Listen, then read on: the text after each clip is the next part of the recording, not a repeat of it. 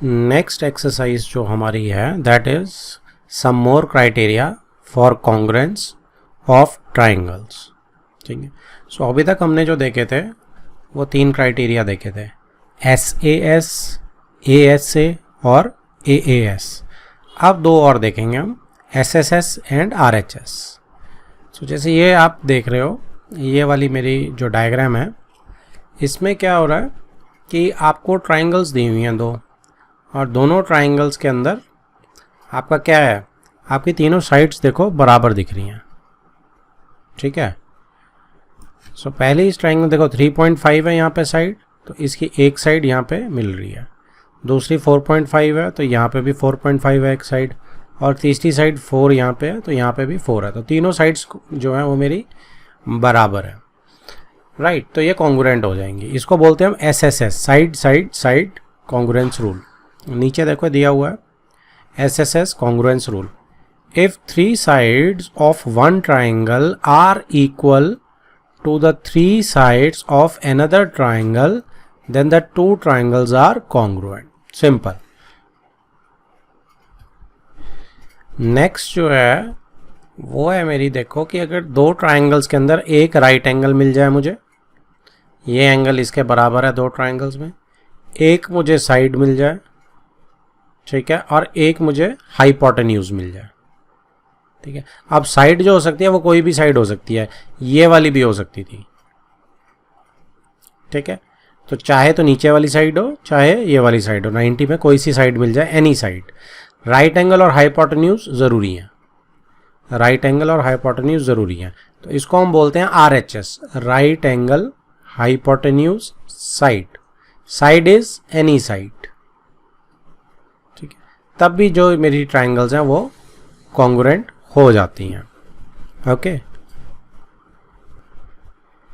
इसमें नीचे इसकी डेफिनेशन जो है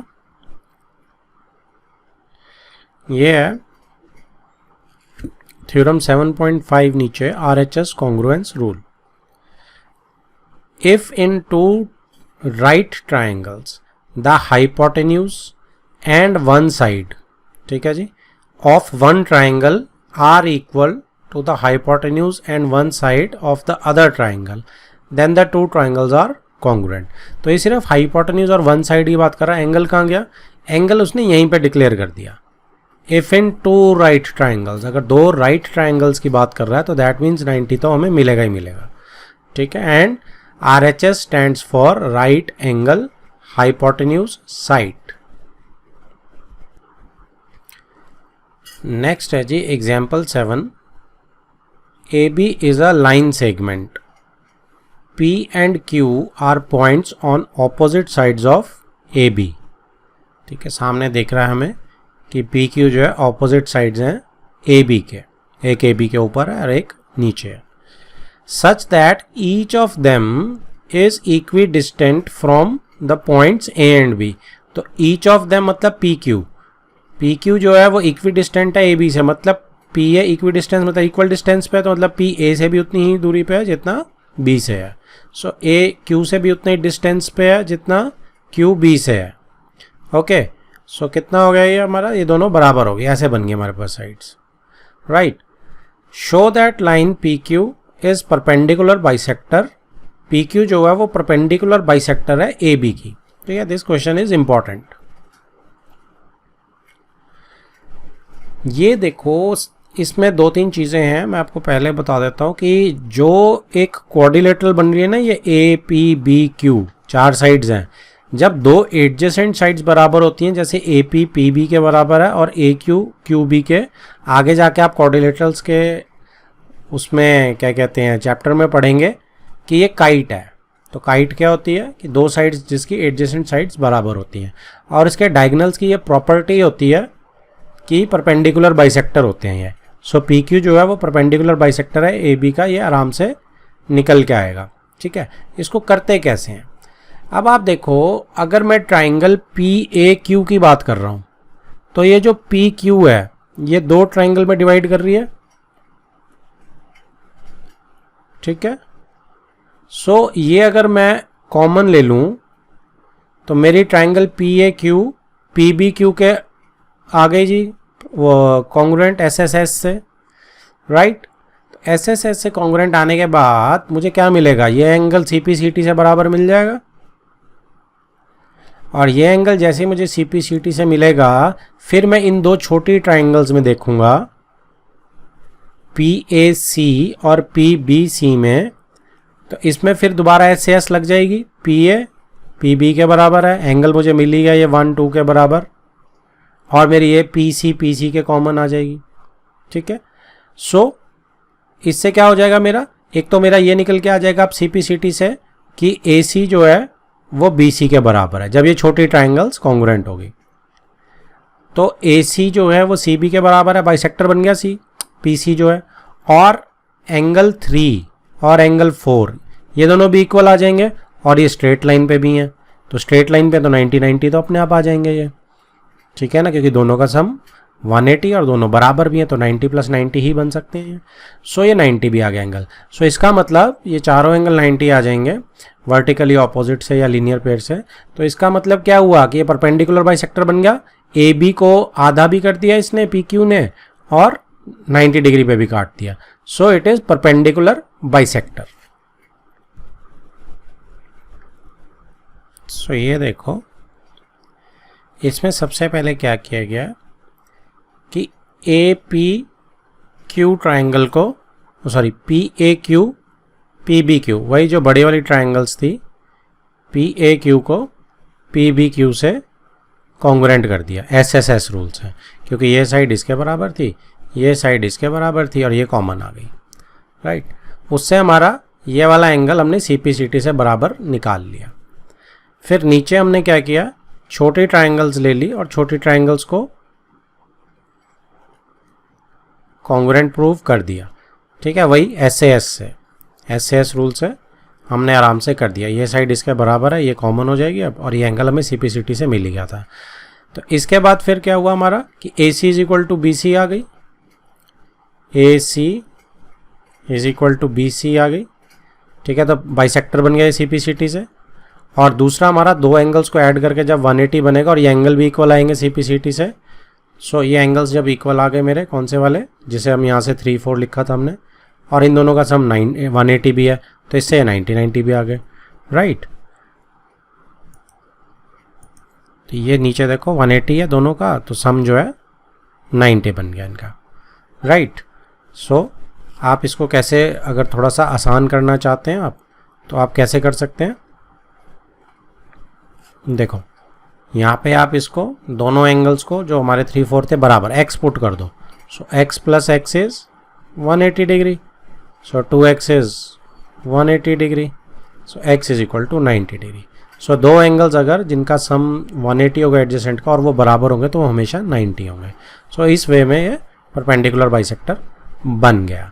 सो from 1 and 2 you can easily conclude that P Q is perpendicular bisector of A B. Example 8, example 8 क्या बोल रही है, P is a point equidistant from two lines L and M intersecting at a point A, see figure 7.38। तो figure next page पे हो सकती है। तो बिना आप इसको फिगर को देखे क्या हम इसे कर सकते हैं, लेट अस सी।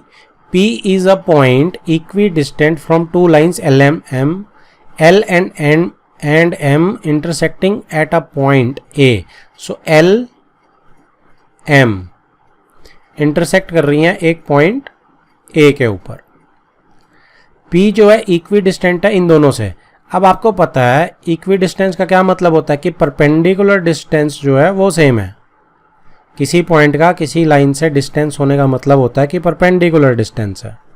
सो ये सेम है का मतलब कि ये, अगर मैं कोई इस पे चीज़ ले लेता हूँ, कुछ लिखा है इसने कि पॉइंट क्या लेना है, show that A P bisects angle between them, नहीं।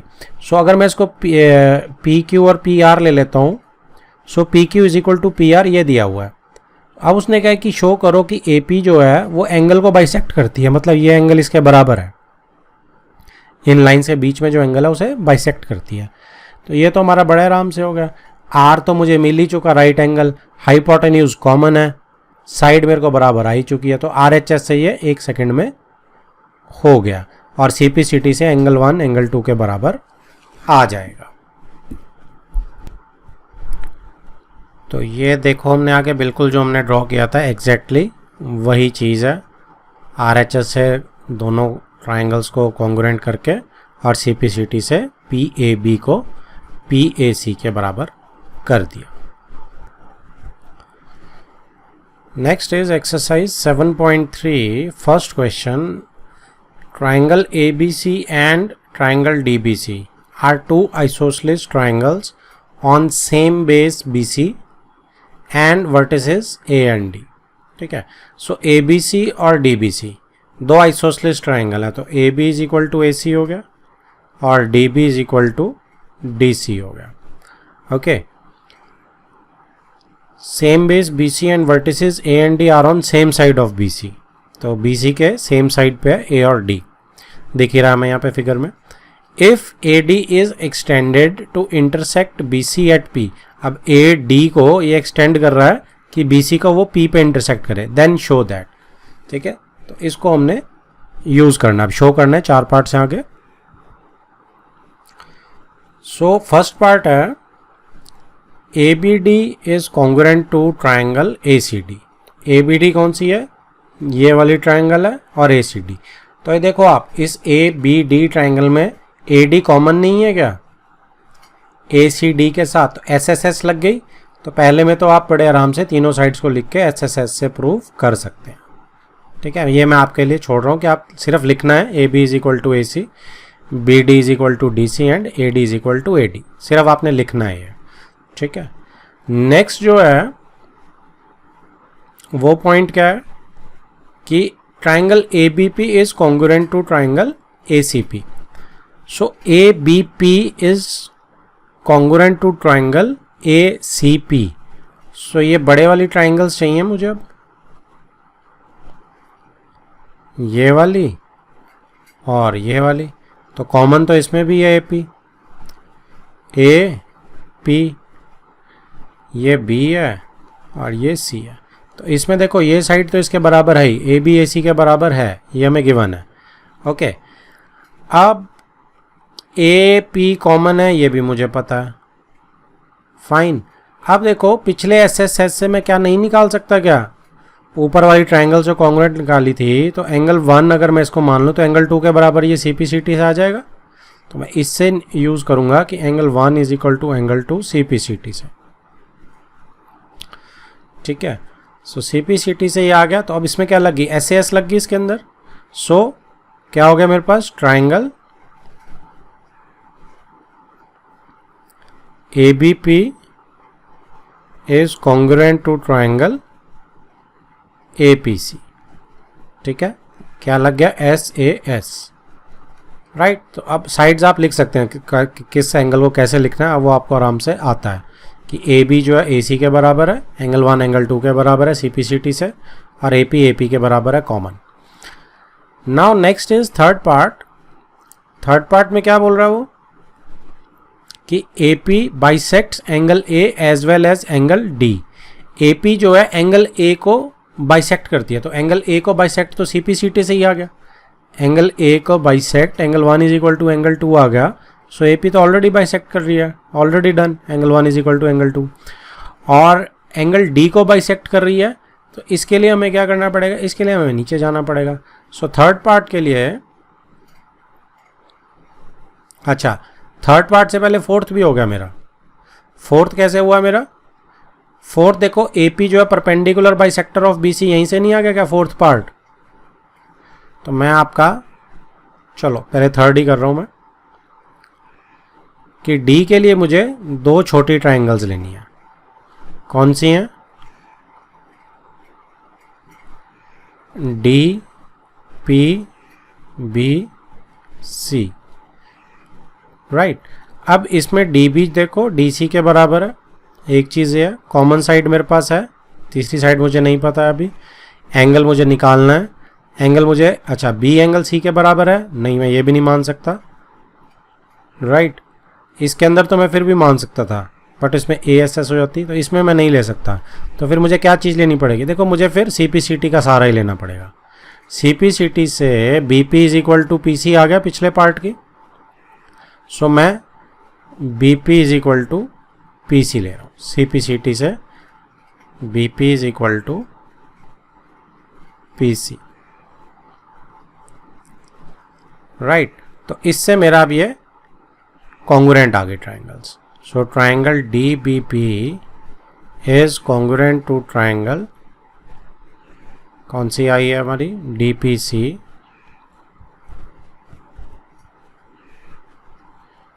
SSS, ठीक है जी। सो इससे मेरा क्या निकल के आया, अब मैं एंगल 3 और 4 लिख सकता हूँ इसे। So angle 3 is equal to angle 4 CPCT। तो ये मेरा पार्ट थर्ड हो गया, ठीक है जी। तो AP जो है एंगल D को भी बाइसेक्ट कर रही है। फोर्थ पार्ट क्या बचा मेरे पास, फोर्थ पार्ट है कि AP is perpendicular bisector of BC। तो ये तो यहीं पे ही हो गया डन। कैसे हुआ डन कि BP is equal to PC तो ऑलरेडी आई चुकी है मेरी, और अगर मैं इसको एंगल यहाँ पे 5 और 6 ले लेता हूँ, so angle 5 is equal to angle 6 है CPCT से, और एंगल 5 प्लस एंगल 6 180 भी है लीनियर पेयर से। सो एंगल दोनों को अगर XX मान लोगे तो कितना हो जाएगा, 2 एंगल 5 लिख लो is equal to 180। So angle 5 कितना हो गया, 90 degree is equal to angle 6 भी हो गया। तो ये भी आ गया और मेरा BP is equal to PC भी आ गया।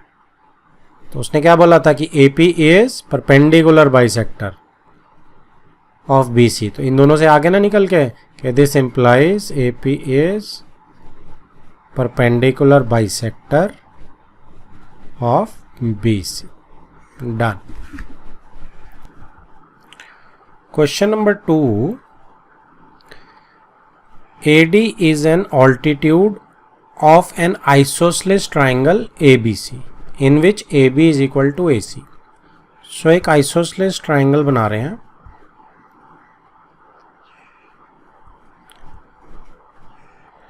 ठीक है, जिसमें AD जो है वो ऑल्टीट्यूड है ABC। ऑल्टीट्यूड का मतलब 90 दिया हुआ है।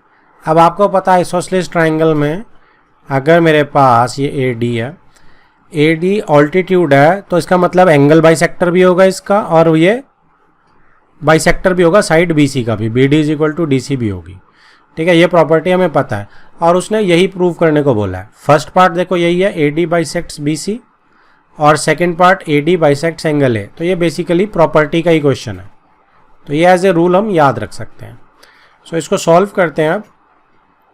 तो इसमें उसने सबसे पहले क्या बोला है, उसने बोला है कि AD बाइसेक्ट्स BC। तो आप देखो इसमें ये साइड कॉमन ले लेते हैं।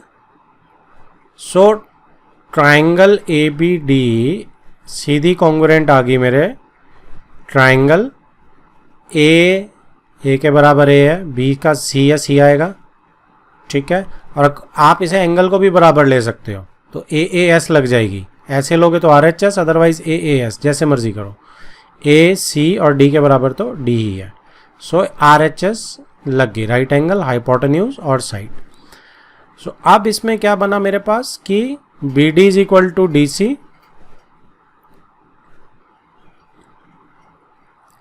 CPCT से फर्स्ट पार्ट, और सेकंड पार्ट भी सेम यही 1 2, angle 1 is equal to angle 2 CPCT से। सो दोनों इसी से हो गए, ठीक है। अब वो आप आराम से लिख सकते हैं, मैंने आपको वो छोड़ दिया कि AB is equal to AC, वो रीजंस जो आप यहाँ पे टॉप पे AB is equal to AC है, ठीक है। और उसके बाद यहाँ पे आप 3 4 डाल सकते हैं। Angle 3 is equal to angle 4 है, रीजन 90 डिग्री है, and AD is equal to AD common है, ठीक है। ये आप लिखेंगे ज़रूर, मैं अब ये कॉमन अंडरस्टैंडिंग हो चुकी है इसलिए मैं ये नहीं लिख रहा हूँ। Next is question number 3, 2 sides AB and BC and median AM of one triangle ABC are respectively equal to sides PQ, QR and median PN of triangle PQR। तो रिस्पेक्टिवली वर्ड यूज कर रहा है, तो पहली के बराबर होगी, AB जो है वो PQ के बराबर होगी, राइट। जो आपकी साइड BC है ये पूरी BC ये QR के बराबर होगी, राइट।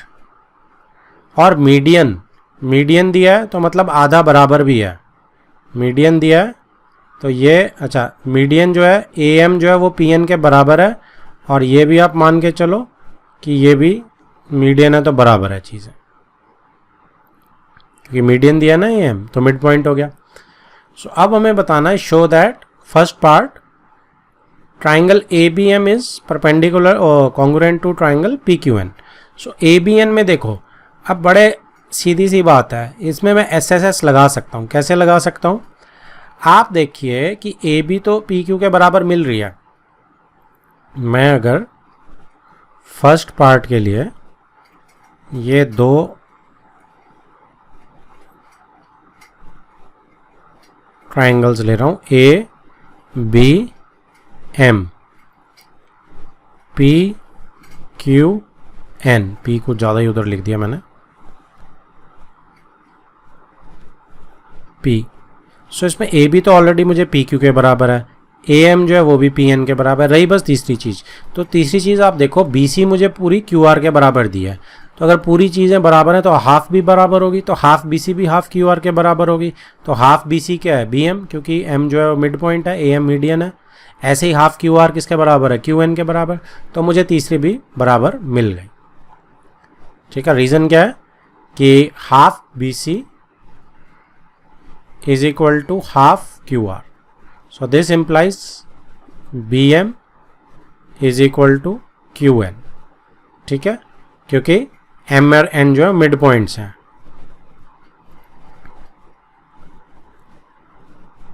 मिड पॉइंट्स, ठीक है। सो इससे क्या हो जाएगा, इससे मेरी ट्राइंगल जो है वो बड़े आराम से ABM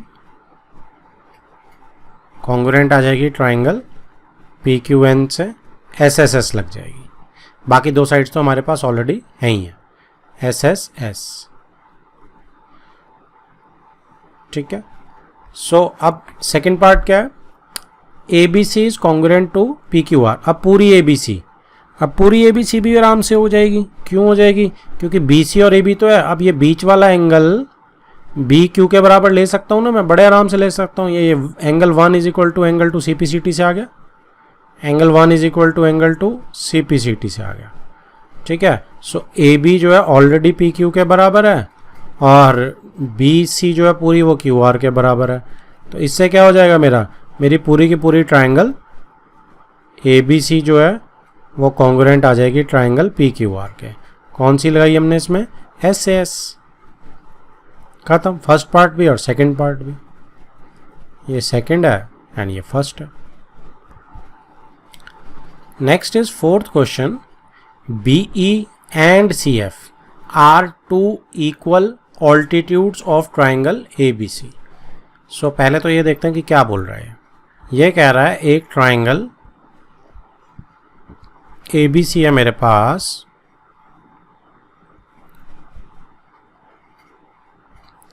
इसमें 2 इक्वल ऑल्टीट्यूड्स हैं। अगर मैं ABC ले रहा हूं तो इसके अंदर 2 इक्वल ऑल्टीट्यूड्स हैं।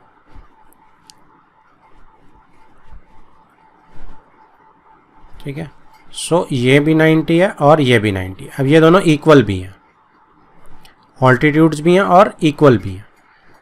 CFBE। अब वो कहता है using RHS congruence rule prove that triangle ABC is isosceles. हमें बताना है कि ABC ट्राइंगल जो है वो आइसोसलेस है। तो इसके लिए हमारे पास, जैसे मैं ये नीचे वाली ट्राइंगल्स को दोनों को अलग अलग करता हूँ, पहली FBC को और दूसरी BEC को। सो BC कॉमन दिख रही है बनाते बनाते ही। F 90 डिग्री है, E 90 डिग्री है, इक्वल भी altitude. CF is equal to BE भी दिया। क्या लगाना है, उसने बोल दिया मैं RHS ही लगानी है आपने। तो R तो मेरे पास है, H मेरे पास कॉमन आ ही गया, तो एनी साइड, एक साइड भी आ गई FC और BE। सो ये बड़े आराम से RHS लग गया। सो हम क्या लिखेंगे कि angle F is equal to angle E 90 degree, B C is equal to B C common, F C is equal to B E given.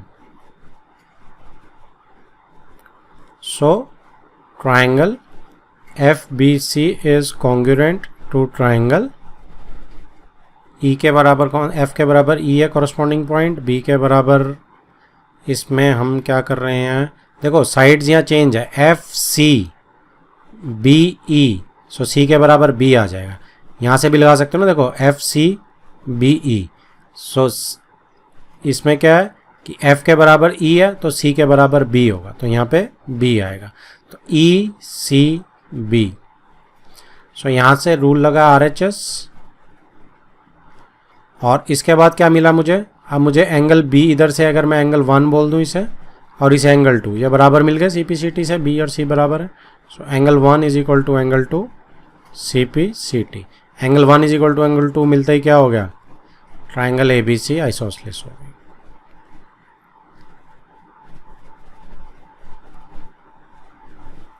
यही प्रूव करना था हमें. Next is question 5. ABC is an isosceles triangle with AB is equal to AC. तो isosceles triangle है ABC, AB is equal to AC दिया हुआ है. Draw AP perpendicular to BC. So isosceles triangle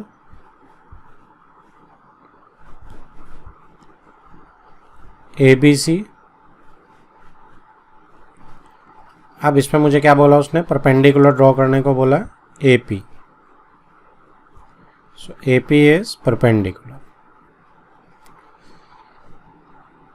Okay. Draw AP perpendicular BC to show that angle B is equal to angle C. मुझे क्या show करना है, angle B is equal to angle C. तो ये तो बड़े आराम से हो गया.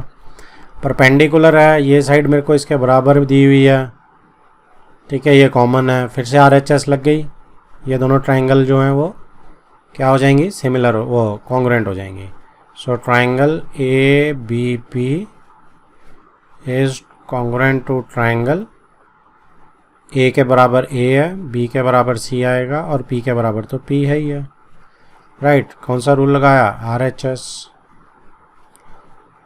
सो इसका angle B is equal to angle C, C P C T से आ गया. तो इसमें आप साइड्स अपने आप आराम से लिख सकते हैं.